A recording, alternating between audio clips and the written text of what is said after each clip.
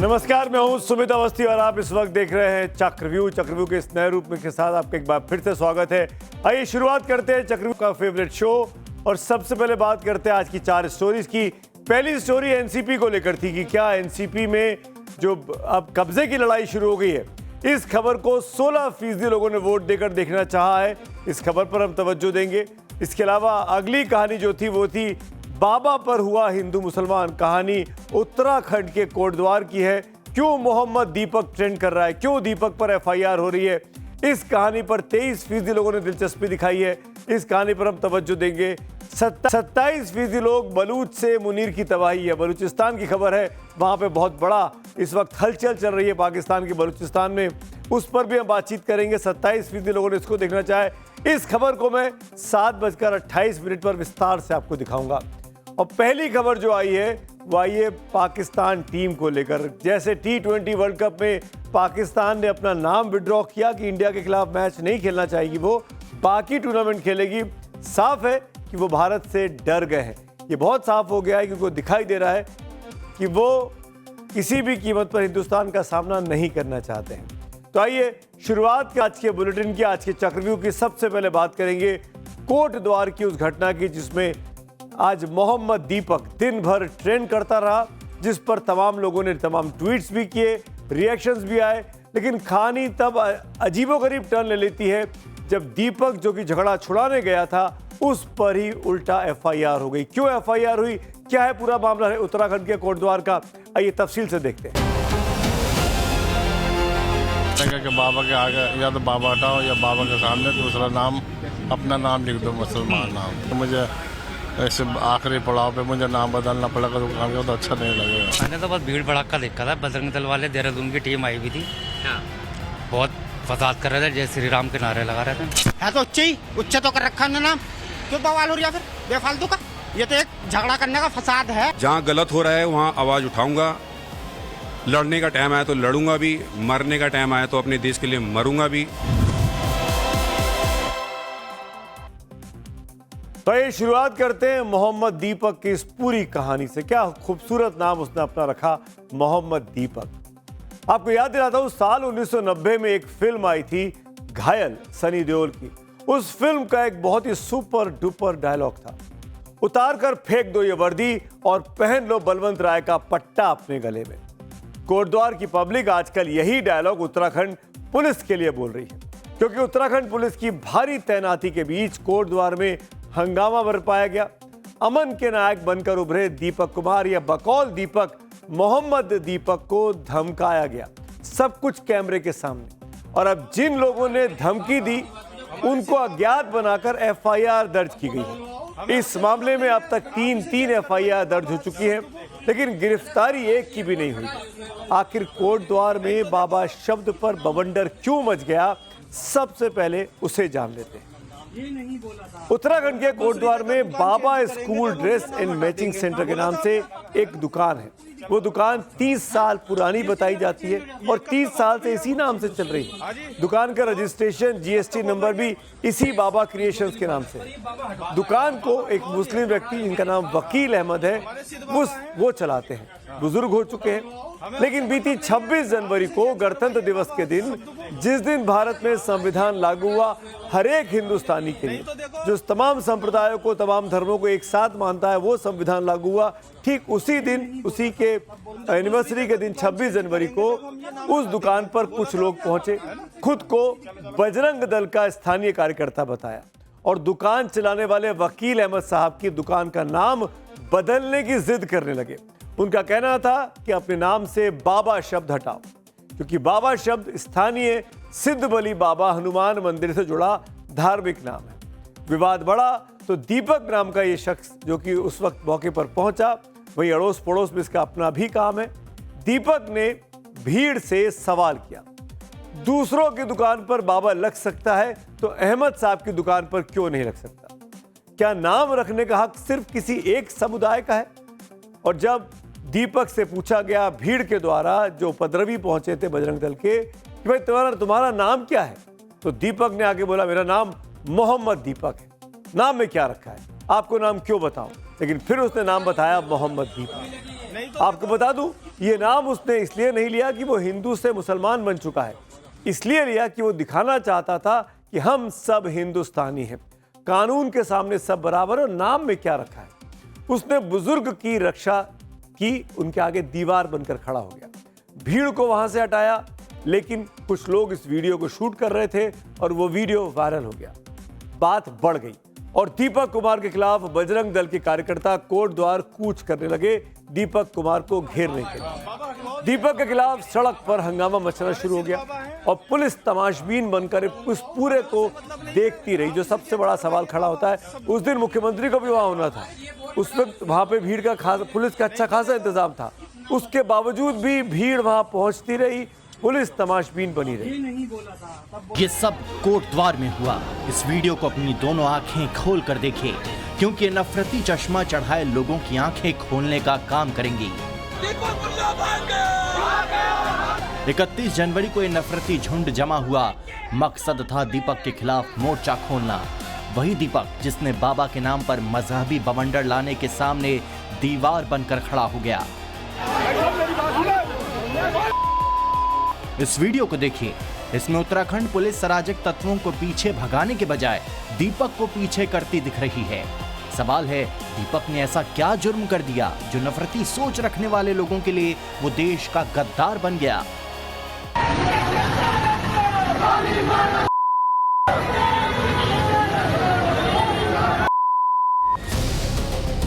क्या इन गुंडों की पहचान अब तक नहीं हुई? उत्तराखंड पुलिस ने अब तक इन गुंडों का क्या इलाज किया है? क्या इन उन्मादियों की उत्तराखंड पुलिस ने शिनाख्त की है? कौन है ये? कहां से आए हैं? खबर है कि ये लोग खुद को मोहम्मद दीपक बोलने वाले नौजवान से बदला लेने जमा हो गए। कहा तो यहां तक जा रहा है कि इस झुंड में शामिल लोग सिर्फ कोट द्वार के ही नहीं, उत्तराखंड के अलग अलग इलाकों से जमा हो गए। फिरोजी रंग की जैकेट पहने इस उन्मादी को देखें, कैसे भीड़ के बीच से छलांग लगाकर बाहर निकलता है, कितनी तेजी से दीपक की तरफ बढ़ता है। हालांकि सामने खड़ा पुलिस का जवान उसे पीछे हटाता जरूर दिख रहा है। सवाल है, ये पुलिस की नजर में कब तक अज्ञात बना रहेगा? इसकी पहचान कर नामजद केस कब दर्ज होगा? स्थानीय लोगों का कहना है कि इस मामले में जरूरत खादी को इकबाल बुलंद करने की है। इन गुंडों को ऐसा सबक सिखाने की है जो नजीर बन जाए। जो लोग कोर्ट द्वार में खड़ा होकर नारे कर रहे थे कि चूड़ी पहन लो हाथ में, चूड़ी क्या कमजोरी की निशानी है? मैं उनसे पूछना चाहता हूँ, अपने घरों में आपकी माँ बहनें चूड़ियां नहीं पहनती हैं क्या? और चूड़ी जो पहन लेता है वो कमजोर हो जाता है। इस तरह के नारे लगाकर आप क्या साबित करना चाहते हैं? मोहम्मद दीपक को नाम बताता था, उसको मुल्ला बोल देते हैं। क्यों भाई? दीपक कुमार अगर अपना नाम दीपक कुमार बोलता तो क्या आप उसको अपने साथ शामिल कर लेते, उसको अपने कंधे पर उठा के घूमते? सवाल यही खड़ा होता है कि आखिरकार पुलिस कर क्या रही थी जब इतनी बड़ी संख्या में वहां पर पुलिस मौजूद थी, उनकी आंखों के सामने पूरा तमाशा चलता रहा। पुलिस का इकबाल क्या कर रहा था? क्या हो गया उत्तराखंड की पुलिस को? दीपक कुमार को लोग इंसानियत का हीरो आज बोल रहे हैं, काम भी उसने ऐसा किया, लेकिन दीपक को बदले में क्या मिला? जान से मारने की धमकियां, परिवार को धमकियां मिल रही हैं और फिर अब तो उसके खिलाफ एफआईआर तक दर्ज कर दी गई है। अब तक इस मामले में एक नहीं, दो नहीं, तीन एफआईआर हुई है। पहली एफआईआर पुलिस की ओर से दर्ज कराई गई, जिसमें दुकान पर हंगामा करने वाले 30-40 लोगों को अज्ञात दिखाया गया। अज्ञात वीडियो अवेलेबल है, आवाजें समझ में आ रही है, और पुलिस ने मामला अज्ञात के खिलाफ किया है। इन पर सरकारी कार्य में बाधा डालने और शांति भंग करने का आरोप लगा है। दूसरी एफआईआर बजरंग दल की शिकायत पर दीपक कुमार के खिलाफ दर्ज की गई है, जिसमें गाली गलौज करना, जाति सूचक शब्दों का प्रयोग करना और मारपीट के आरोप लगाए हैं। तीसरी एफआईआर दुकानदार जो बुजुर्ग थे वकील अहमद की शिकायत पर दर्ज की गई है और उनकी उस पर जो लोग उपद्रव करने आए थे, जिनको बजरंग दल का बता रहे हैं, उन पर एफआईआर होनी चाहिए थी, लेकिन उसमें किसी का भी नाम नहीं लिखा गया है। एक तरफ पुलिस ने दीपक कुमार के नाम से नामजद एफआईआर की, दूसरी तरफ पुलिस ने खुद से 30-40 अज्ञात लोगों पर एफआईआर की, जिन्होंने बाद में हाईवे भी जाम किया, पुलिस बैरियर को तोड़ा, दीपक के खिलाफ नारेबाजी की, वही नारेबाजी कि चूड़ियां पहन लो। मैं फिर वही सवाल कि आखिरकार चूड़ी क्या कमजोरी की निशानी होती है? आपकी माँ बहनें जो चूड़ियां पहनती है क्या वो कमजोर होती हैं? सांप्रदायिक उन्माद फैला रहे थे सरेआम कि बजरंग दल तो अब आया मैदान में, आप देख लेंगे। क्या कहना चाहते हैं आप लोग? ये अब तक अज्ञात क्यों है? ऐसे लोग जो जिनकी वीडियो अवेलेबल है, इनके नाम क्यों नहीं एफआईआर में दर्ज किए गए? इनका आइडेंटिफिकेशन क्यों नहीं किया जा रहा है? ये वीडियो देखिए, ये चेहरे देखिए, फिर अभी तक उनकी पहचान क्यों उत्तराखंड की पुलिस नहीं कर पा रही है? क्या नाम रखने का हक सिर्फ किसी एक धर्म का है? क्या 30 साल पुरानी दुकान का नाम बदलवाने के लिए गुंडागर्दी जायज है? बैठकर इत्मीनान से उन बुजुर्ग से बात नहीं की जा सकती थी जो नाम 30 साल से चला रहा है? अचानक क्या हो गया 26 जनवरी को कि नाम बदलो? क्या इंसानियत दिखाने वाले को धमकाना और एफआईआर करना न्याय है? एक तरफ दीपक को टारगेट किया जा रहा है, एफआईआर दर्ज हो रही है, जबकि उपद्रवी खुलेआम घूम रहे हैं। सुनिए इस पर डीजीपी रहे माफ करिएगा, दो वरिष्ठ पुलिस अधिकारियों को, एक तो उत्तराखंड के डीजीपी रहे और एक यूपी के डीजीपी रहे, इनका क्या कहना है? वो भी अगर आके उनसे प्यार से रिक्वेस्ट करते तो क्या पता वो तैयार हो जाते, ठीक है, जिनकी दुकान थी। और वो भी ये दीपक भी उनको अगर कहता है अरे भाइयों ऐसी क्या बात है, 30 साल से चला रहा है, इसको ऐसे परेशान नहीं करना चाहिए, तो भी हो जाता। तो थोड़ा सा उसने जो मोहम्मद बोल दिया तो उससे प्रोवोकेशन बढ़ गया है, मामला कम्युनल हो गया, तो इजीली और एमिकेबली सेटल हो सकता है। बाबा हमारे हैं, ग्रैंडफादर को कहते हैं, और सभी कम्युनिटीज में ग्रैंडफादर को बाबा कहते हैं। इसलिए कोई एक अधिकार नहीं है कि बाबा हम किसको कहें। बाबा दोनों कम्युनिटीज में होते हैं, मतलब जो इसको ग्रैंडफादर कहते हैं, बाबा और पीर जिसको कहते हैं वो भी दोनों कम्युनिटीज में होते हैं। तो इस चीज को लेकर के कि दुकान का नाम बदलो, इसका कोई औचित्य नहीं है। खुद को मोहम्मद दीपक बोलकर माहौल बदल देने वाले दीपक का पूरा नाम अब जान लीजिए। इनका नाम है दीपक कुमार कश्यप। ये कोटद्वार के स्थानीय निवासी हैं, जिम ट्रेनर हैं और एक जिम के मालिक भी हैं। दीपक की मां ने गरीबी में चाय की दुकान चलाकर दीपक का पालन पोषण किया है। दीपक का एकमात्र जो पॉलिटिकल कनेक्शन निकल कर आया हमारी छानबीन में वो ये कि वो कांग्रेस से पूर्व कैबिनेट मंत्री रहे सुरेंद्र सिंह नेगी के समर्थक बताए जाते हैं। दीपक ने कांग्रेस पार्टी कभी ज्वाइन नहीं की, कभी उसकी सदस्यता नहीं ली। फिटनेस और बॉडी बिल्डिंग के वो शौकीन हैं। उस इलाके में जहां पर ये दुकान है उनके बड़े फेमस है वो। देश भर के कई बॉडी बिल्डर्स और जिम ट्रेनर्स ने दीपक का इस घटना के बाद खुलकर समर्थन किया है। और तो और अब देश के बड़े नेता भी दीपक के पक्ष में बोल रहे हैं। विपक्ष के नेता राहुल गांधी तक ने कहा कि दीपक कुमार भारत का हीरो है। ये उनका पोस्ट है जो राहुल गांधी ने कल पोस्ट किया था एक्स पर। वहीं AIMIM के चीफ असदुद्दीन ओवैसी ने दीपक कुमार के हौसले का एहतराम किया है। मैं सलाम करता हूं दीपक कुमार को कि उसने उस 70 साल के बूढ़े वकील अहमद की हिम्मत और उनके साथ खड़ा हो गया। यही भारत है। अगर इस तरह के दीपक कुमार के नाम के हमारे हिंदू नौजवान आगे आ जाएंगे तो इस मुल्क से बीजेपी RSS की हुकूमत खत्म हो जाएगी। बाबा शब्द पर सवाल उठाने वालों के सामने इतिहास के पन्ने पलटना बहुत ही जरूरी है। जिनको नहीं पता हिंदुस्तान का इतिहास क्या रहा है उनको ये जरूर देखना चाहिए कि आखिर बाबा शब्द कहां से आया और क्यों आया। भारतवर्ष का इतिहास गवाह है, भारत की मिट्टी में बाबा कोई सियासी टैग नहीं है, ये सम्मान है, ये आस्था है। बाबा हिंदुस्तान की साझा संस्कृति की पहचान देने वाला एक शब्द है। मिसाल के तौर पर सूफी परंपरा में जरा आप झांकेंगे तो पता लगता है कि बाबा फरीदुद्दीन गज शंकर, जिन्हें बाबा फरीद के नाम से भी जाना जाता है, जो चिश्ती सिलसिले के महान सूफी संत हुए। बाबा फरीद की वाणी यानी रचनाएं सिख धर्म श्री गुरु ग्रंथ साहब में भी शामिल है। बाबा बुल्ले शाह विश्वविख्यात सूफी कवि रहे। उनके लिखे बुल्ले की जा में कौन आज भी गाया जाता है। बाबा ताजुद्दीन नागपुरी जो नागपुर के प्रसिद्ध सूफी फकीर बने, उनमें हिंदू मुस्लिम दोनों मजहब के लोग आस्था रखते हैं। बाबा सैयद वारिस अली शाह बाराबंकी के देवा के मशहूर सूफी संत, जिन्होंने वारसी सूफी संप्रदाय की बुनियाद रखी। सबका मालिक एक का दर्शन इन्होंने ही दिया था। ये सभी मुस्लिम थे, सूफी थे और करोड़ों हिंदू भी इन्हें बाबा कहते रहे। इन पर कभी सवाल नहीं उठा, इनके नाम को लेकर कभी हंगामा नहीं हुआ। और फिर आज अचानक बाबा शब्द क्यों खटक रहा है? क्या इसीलिए कि अब मुद्दा संस्कृति से काफी आगे बढ़कर सियासी बन चुका है? अगर बाबा शब्द सिर्फ मजहब से तय होता तो अजमेर शरीफ में बाबा गरीब नवाज नाम क्यों गूंजता?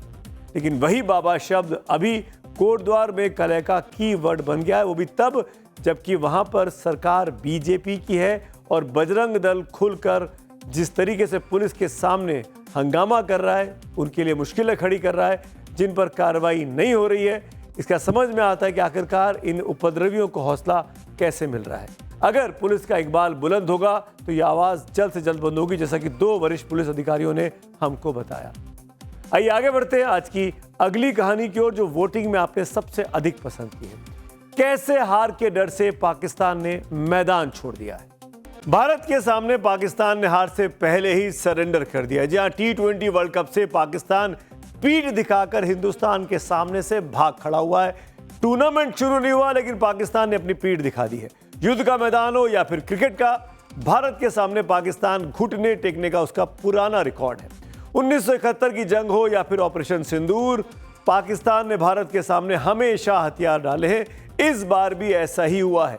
मैं युद्ध के साथ तो को तुलना नहीं करना चाहता हूं।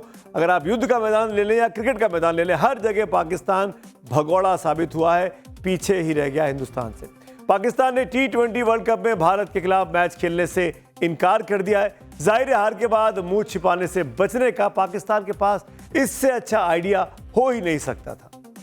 15 फरवरी को श्रीलंका के कोलंबो में भारत और पाकिस्तान के बीच ये मैच होना था। न्यूट्रल वेन्यू है, श्रीलंका में हो रहा है, लेकिन मैदान में उतरने से पहले ही पाकिस्तान दुम दबाकर भाग गया। पाकिस्तान की इस नौटंकी पर अब ICC कड़ा एक्शन लेने जा रहा है। पाकिस्तान के फैसले पर भारतीय क्रिकेट कंट्रोल बोर्ड के उपाध्यक्ष राजीव शुक्ला का क्या कहना है, आइए सबसे पहले आपको वो सुनाते हैं। ये बड़ा ICC का स्टेटमेंट आया है जिसमें उन्होंने खेल भावना को लेकर कहा है, तो हम पूरी तरह ICC से सहमत हैं। और लेकिन हम BCCI इस पर भी कोई टिप्पणी नहीं करेगी जब तक ICC से हमारी बातचीत ना हो जाए। पाकिस्तान के इस फैसले पर पूर्व क्रिकेटर हरभजन सिंह ने पाकिस्तान टीम को निशाने पर लिया। उन्होंने इसे पाकिस्तानी टीम का ड्रामा करार दिया। वहीं पूर्व दिग्गज क्रिकेटर और TMC के अब सांसद बन चुके कीर्ति आजाद ने कहा कि हार के डर से पाकिस्तान भाग गया है। पाकिस्तान को मालूम है हिंदुस्तान के खिलाफ जीत नहीं सकता, तो मरता क्या ना करता, अपनी इज्जत बचाने को नहीं खेल रहा। हालांकि हमारे पास मौका था।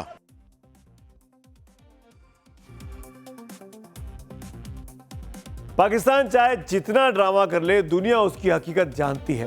टूर्नामेंट के बहिष्कार की गीदड़ भपकी वाले पाकिस्तान को सबको उसका इतिहास पता है। दरअसल वर्ल्ड कप में पाकिस्तान वर्तमान हो या फिर इतिहास, भारत हमेशा पाकिस्तान पर भारी पड़ा है। वनडे वर्ल्ड कप में अब तक पाकिस्तान 8 बार टीम इंडिया से टकराया है और हर बार, जी हाँ, जो वनडे होता है 50 ओवर का मैच, उसमें 8 मैचेस हुए हैं अब तक के इतिहास में और 8 के 8 में पाकिस्तान को मुंह की खानी पड़ी है। और अगर T20 मैचेस का इतिहास देखें तो पाकिस्तान क्रिकेट टीम के खिलाफ भारत का प्रदर्शन यहां पर भी बहुत ही शानदार रहा है। अब तक भारत और पाकिस्तान के बीच T20 में 16 मुकाबले हुए हैं। इनमें टीम इंडिया ने 12 मैच जीते हैं, जबकि पाकिस्तान ने सिर्फ 3 मैच जीते और 1 मैच टाई हो गया था। यही आंकड़े हैं जिन्हें देखकर पाकिस्तान को समझ में आ गया कि खेलने से अच्छा है तो विवाद पैदा करो और उस पर सुर्खियां बटोरो। खेलोगे तो पिटोगे, पिटोगे तो हारोगे, हारोगे तो अपने देश में अपनी पब्लिक के सामने नाक कट जाएगी, देश में घुसने नहीं दिया जाएगा। इसीलिए अब मैच से खेलने से बचने के नए नए बहाने वो ढूंढ रहा है।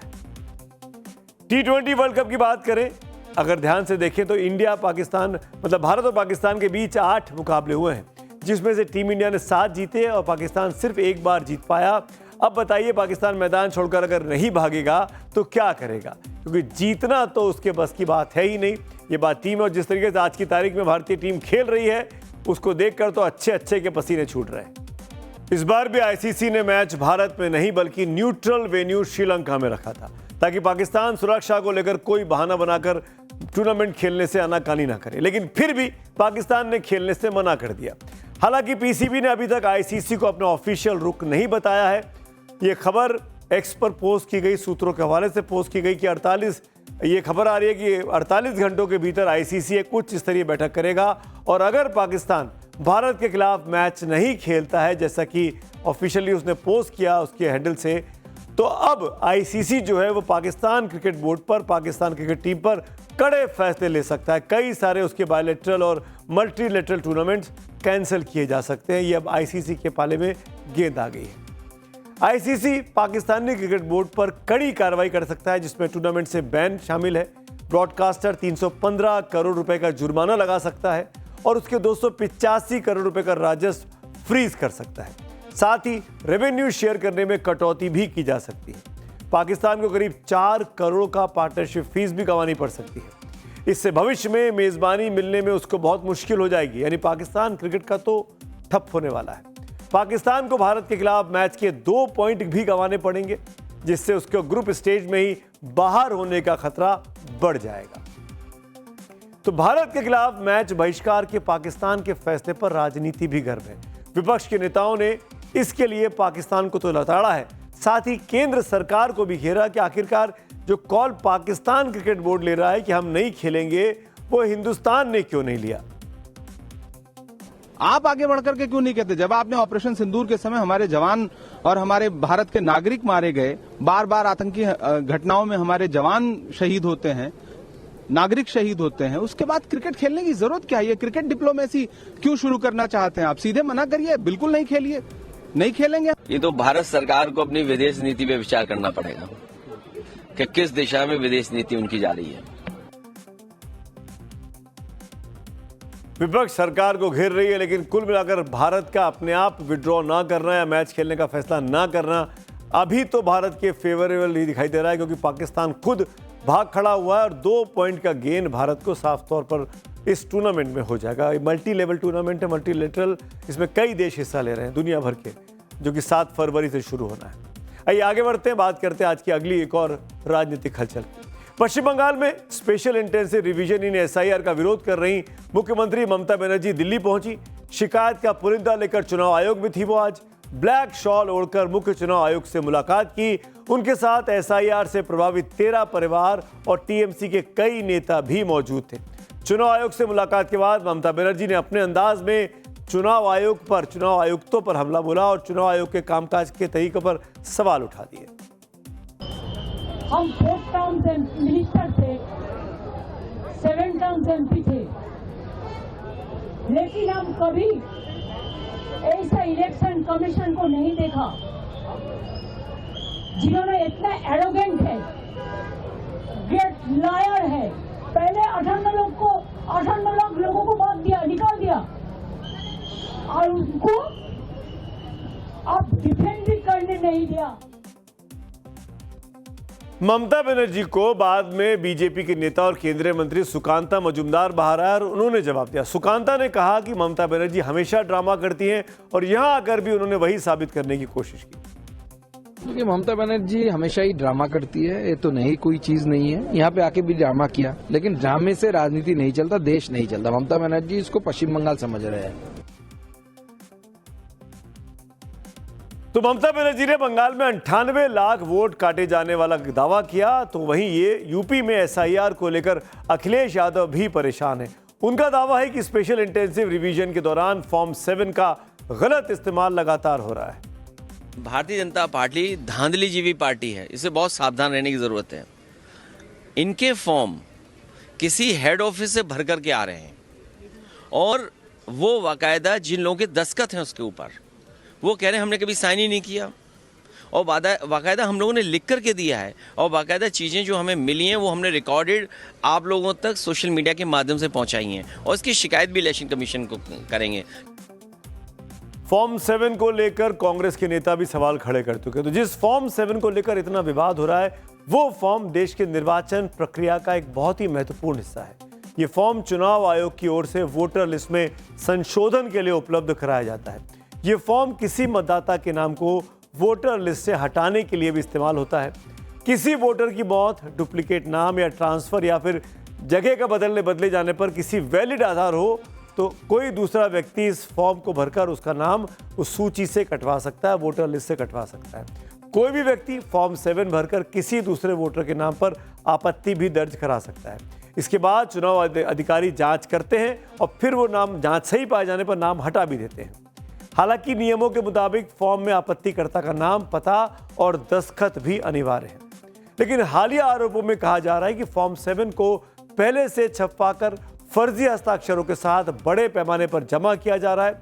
अखिलेश यादव का तो यहां तक आरोप है कि गांवों में ऐसे फॉर्म भरे जा रहे हैं जहां शिकायतकर्ता का कोई अता पता भी नहीं है।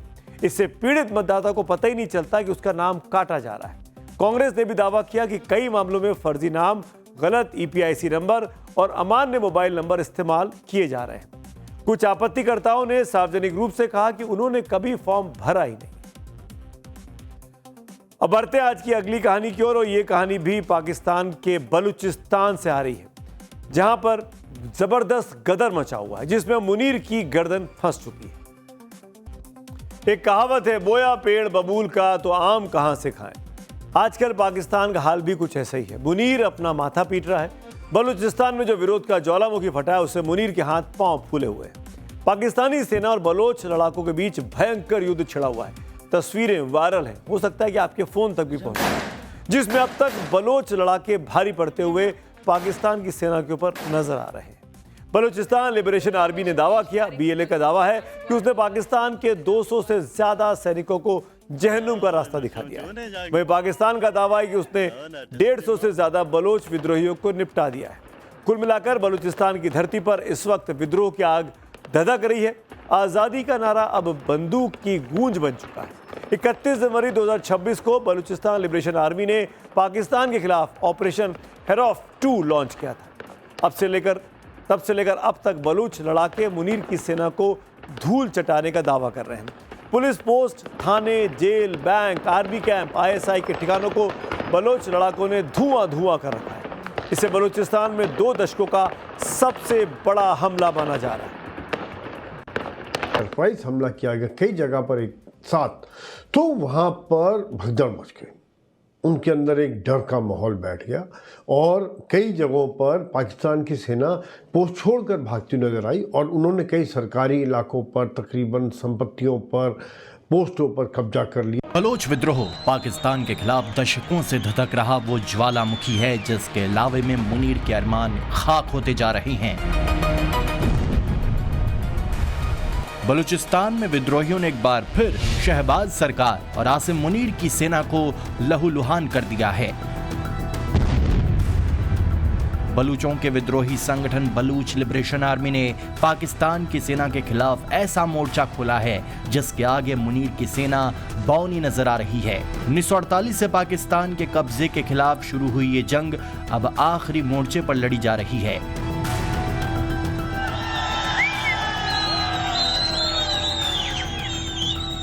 BLA अफगानिस्तान और ईरान के बॉर्डर से लगे बलूचिस्तान प्रांत में सबसे मजबूत है। बलूच लड़ाके अपनी मिट्टी के लिए मर मिटने को तैयार हैं।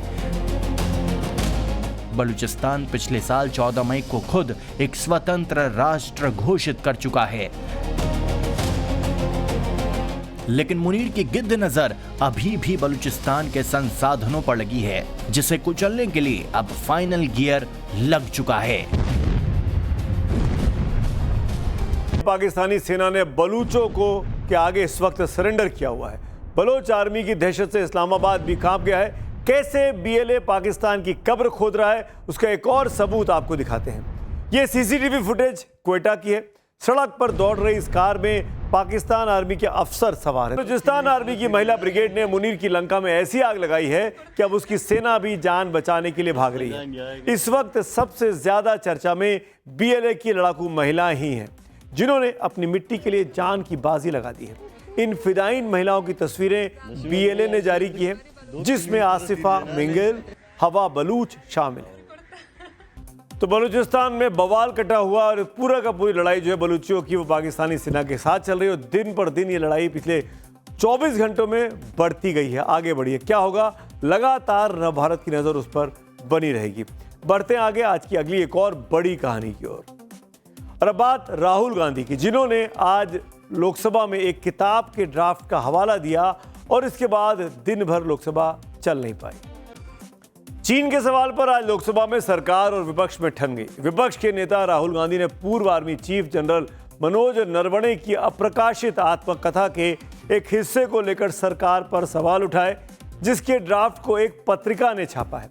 राहुल गांधी उस ड्राफ्ट को उस पत्रिका के जरिए पढ़ना चाहते थे, लेकिन सत्ता पक्ष ने इसका विरोध किया।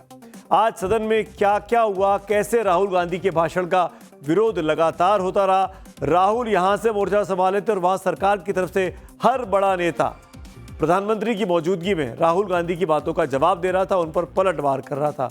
रक्षा मंत्री, गृह मंत्री, संसदीय कार्य मंत्री, तमाम बड़े बड़े नेताओं ने राहुल गांधी के आरोपों का सिरे से विस्तार से समझाने के लिए उनको जवाब भी दिया।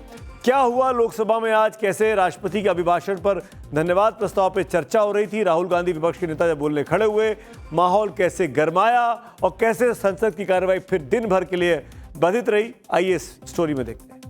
जहां ठंड में खून तक जम जाता है, उस बर्फीले रेगिस्तान में हिंदुस्तान के जवानों की जांबाजी से हिंदुस्तान की सरहदें महफूज रहती हैं।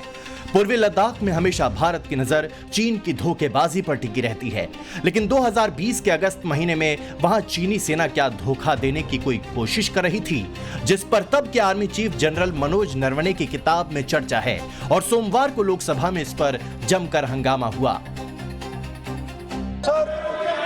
चाइना और इंडिया के रिश्ते के बारे में लिखा है स्पीकर साहब। चाइना की जो टैंक्स थी वो हमारे बॉर्डर कैलाश रिज पर चढ़ रही थी। Chinese tanks had entered our border. एक मैगजीन में छपे रिपोर्ट के मुताबिक नरवणे की आत्मकथा 4 स्टार्स ऑफ डेस्टिनी में चीन से सीमा संकट पर लिखा है। हालांकि वो किताब 2024 से ही रक्षा मंत्रालय के पास हरी झंडी के लिए पड़ी है, लेकिन उसके कुछ हिस्से एक मैगजीन ने छापे।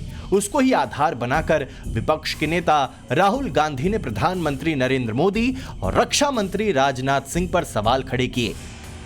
प्राइम मिनिस्टर हमारी पार्टी पर, हमारी पार्टी के कैरेक्टर पर, हमारे नेशनलिज्म पर, हम सब ऑपोजिशन के नेशनलिज्म पर सवाल उठा। इस पर रक्षा मंत्री राजनाथ सिंह ने गंभीर आपत्ति जताई। बार बार अपनी बात पे ये नहीं चलेगा।